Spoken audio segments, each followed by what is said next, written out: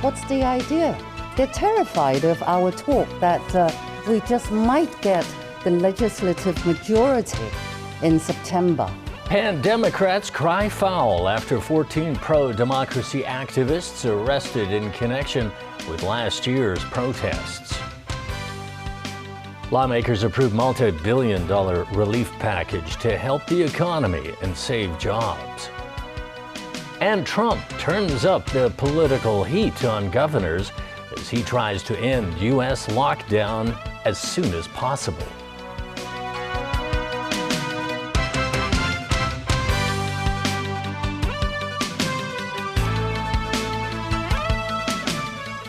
Good evening. Outrage from some quarters around Hong Kong tonight after police arrested more than a dozen high-profile pro-democracy figures today. Media tycoon Jimmy Lai, veteran Democrat Martin Lee, and former legislators were among the 14 people detained in connection with last year's protests. Pinky Wong reports.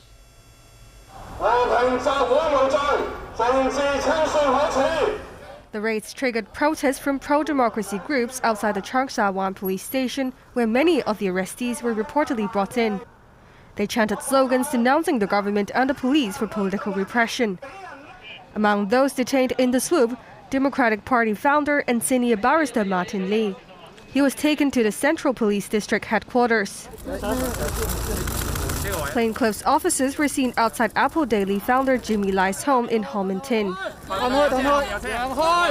Also on the list, disqualified legislator Leung Kwok Hong and former lawmakers Au Lok Hin, Lee Chak Yen, Margaret Ng, Albert Ho, and Sid Ho. Activists Raphael Wong, Avery Ng, Richard Choi, and Figo Chan from the Civil Human Rights Front were also on the list of arrestees. Others arrested include activists Yang Sum and Sin Chong Kai. Police confirmed later in the day that the arrestees were charged in relation to organizing and participating in unlawful assemblies between August and October during the anti-extradition movement last year. Lawmakers took the biggest crackdown yet on the pro-democracy movement differently.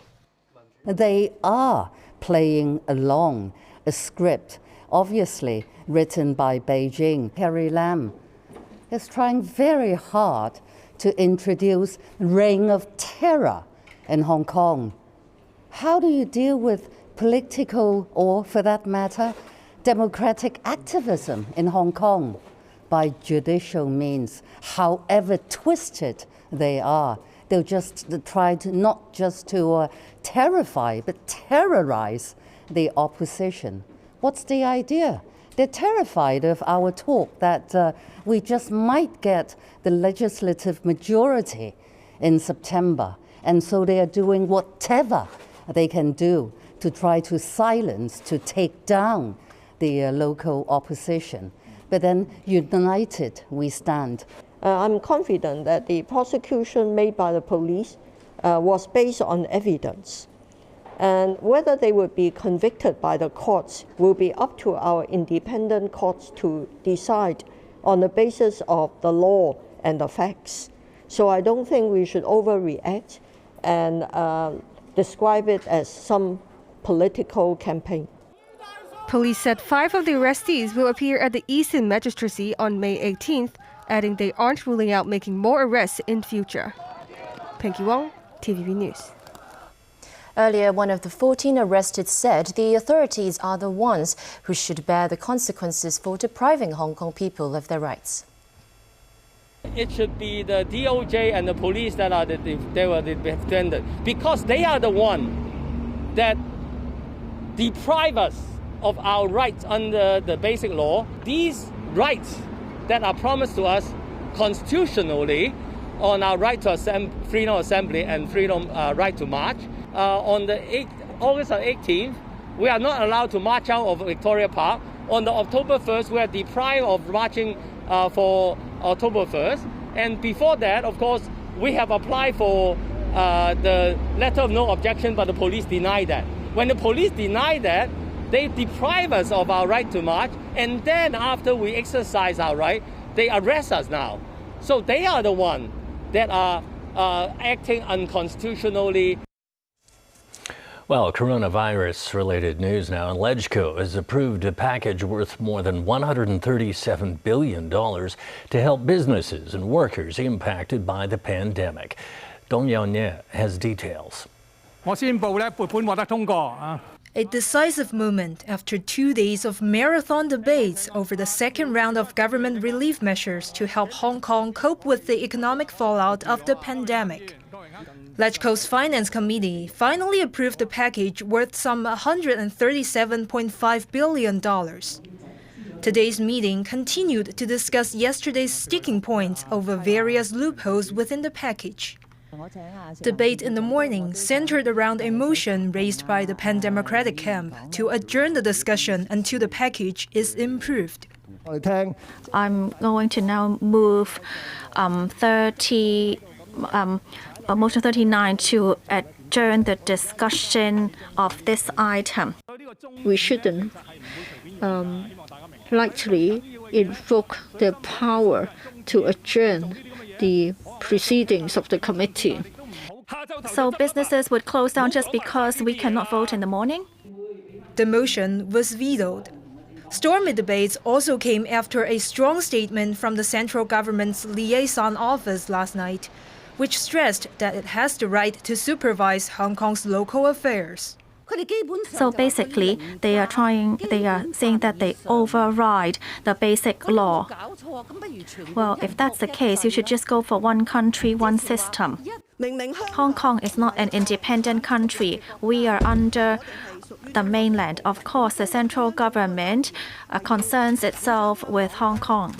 41 pro-establishment lawmakers voted in favor, 22 opposition members against, while 2 independent lawmakers abstained. Some lawmakers believe today's approval of the funding comes at a crucial time. The government is about to launch on Monday 100% guarantee support for SMEs. If our package doesn't get approved today, SME support will be delayed. Dong Yao-nie, TVB News. Well, meanwhile, the city now has recorded a single-digit increase in the number of new coronavirus cases for the 7th day in a row. 2 more people tested positive for COVID-19, bringing the total to 1,023. One of the latest patients is a 4-year-old girl who returned from the UK with her mother last week. While her mother tested positive for the virus, she initially tested negative. But 2 days ago, the girl displayed respiratory symptoms and tested positive for the virus while undergoing quarantine. The other is a 29-year-old man studying in the Philippines who returned to Hong Kong from Manila yesterday. After leaving saliva samples at the Asia World Expo, he was confirmed with the virus during his home quarantine. Starting tomorrow, visitors arriving the city in the morning will only be allowed to leave if their saliva samples test negative while at the Asia World Expo before heading off for 14 days of quarantine. Because of the time constraint and the capacity in the space, because if we hold the travelers in the morning, and we can have some time to test, to process the test and give back the result in the evening. But if in the afternoon they have to stay overnight, so it's very difficult to arrange for a large number of people to stay overnight in the AWE site. Currently, the testing center is divided into 2 parts, respectively managed by the Department of Health and the Hospital Authority. Health authorities say with the decreasing number of visitors coming into town recently, the Hospital Authority division at the site will be closed starting tomorrow afternoon. That means travelers with COVID-19 related symptoms will be immediately sent to hospital. Well, overseas now, Singapore has reported 942 new coronavirus cases today. It is a single-day high for the city-state that has pushed its total number of infections to nearly 6,000, including 10 deaths. The number of cases in Singapore has more than doubled over the past week amid an explosion of infections among foreign workers staying in crowded dormitories. The group now makes up around 60% of Singapore's cases. In other developments around Asia, Japan reported 556 new cases today, pushing its total to more than 10,000. Nearly 1/3 of the cases come from Tokyo. Earlier this week, Japanese Prime Minister Shinzo Abe expanded his April 7th state of emergency in Tokyo to the whole of Japan. Well, the number of known coronavirus infections in the United States has surpassed 700,000, the most of any country. The crisis is taking on deeper political dimensions as the U.S. president lashes out at Democratic governors over their handling of the pandemic. He also leveled new criticism at Chinese authorities. At a White House briefing on Friday, members of the coronavirus task force used statements, charts, and graphs to push back at criticism that impeded testing is slowing a recovery. We believe today that we have the capacity in the United States to do a sufficient amount of testing for states to move into phase 1 at the time and manner that they deem to be appropriate. New guidelines call for a phased-in, science-based strategy in keeping with the advice of leading health experts. But the plan hinges on widespread testing to gauge the scope of infections and viral immunity. Governors and medical experts continue to press the Trump administration to address critical shortages of chemicals and equipment. What do we want? Respect. What do we need? Trump suggested that states like New York, the U.S. epicenter of the outbreak, had asked for too much assistance that was never fully used. New York's governor shot back. First of all, if he's sitting home watching TV, maybe he should get up and go to work, right? And I don't need the President of the United States to read the Constitution for me.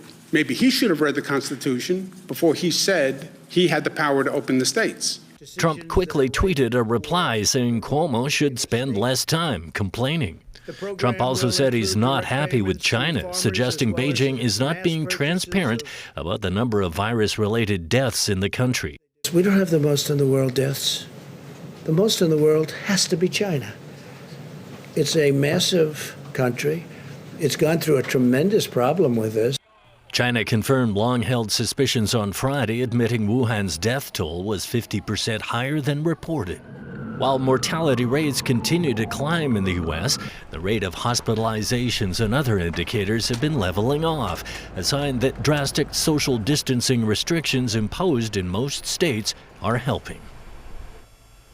The UK has announced a new vaccine task force as its grim death toll rose past 14,500. Meanwhile, as countries begin to reopen services, the World Health Organization says wet markets must conform to strict standards. Scientists widely believe the origin of the virus came from a wet market in Wuhan. Leslie Tang has more. As the nation with the 5th highest death toll in the world, the UK is under pressure to do more as its daily rise in fatalities continues to tick up. I can announce today that the government has set up a vaccines task force to coordinate the efforts of government, academia and industry towards a single goal: to accelerate the development of a coronavirus vaccine. With only just over 21,000 tests carried out a day ago, there are serious doubts about the government's vow to test 100,000 people a day by the end of the month. Meanwhile, as some countries are taking baby steps to reopen for business, the World Health Organization is issuing a warning. It said when such markets reopen, they must abide by strict standards. Some scientists believe the virus originated at a wet market in Wuhan, which sold wild animals for consumption, something which the WHO says must be banned. And still ahead on tonight's news. Outrage over suggestions Beijing's liaison office is above the law when it comes to dealing with Hong Kong's affairs. Hellfire rages overnight in Yunlong.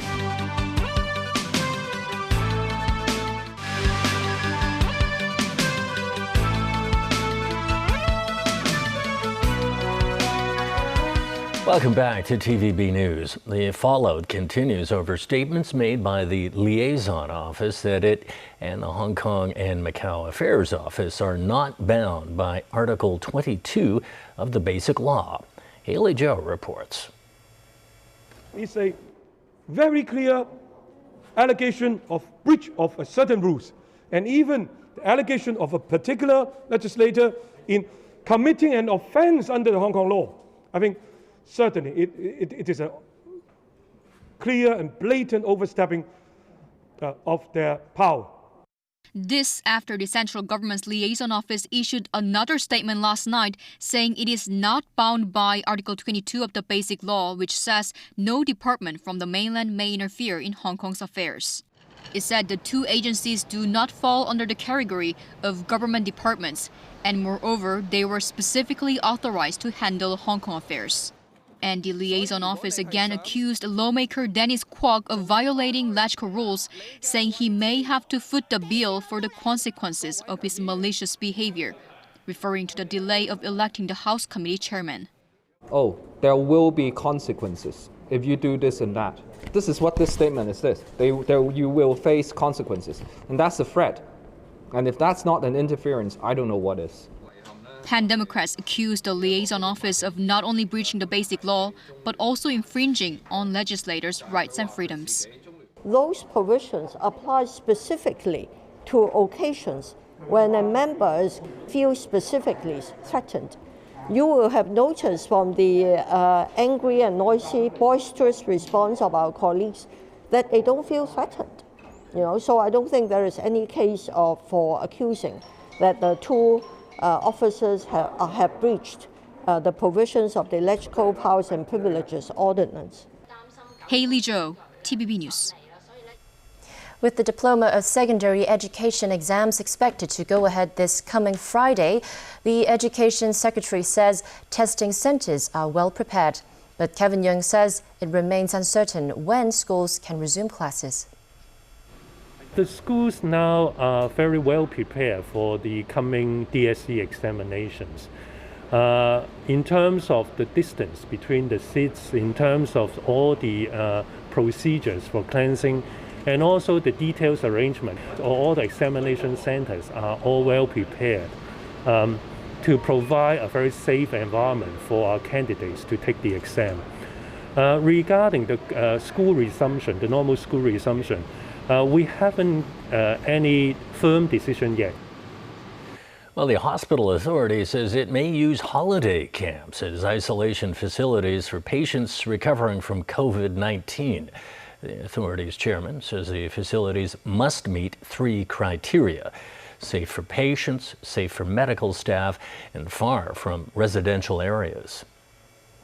We do have some possibilities in mind. We are now seriously considering, because we would have to take over and manage the premises, you see. So we are now working along the lines of these 3 criteria. And we hope we would be able to finalize this soon, because we don't really have a lot of time. A large hill fire burned overnight in Yuen Long and was only put out this morning. The fire broke out at around 3 p.m. yesterday on a hillside near Yeung Ka Chun in Yuen Long. Firefighters battled the blaze, which burned in at least 2 areas, with the fire stretching some 500 to 700 meters in length. No evacuation was needed as the fire did not burn near residential areas. It was extinguished this morning with no injuries reported. And that's the news. Thanks for watching. Bye for now.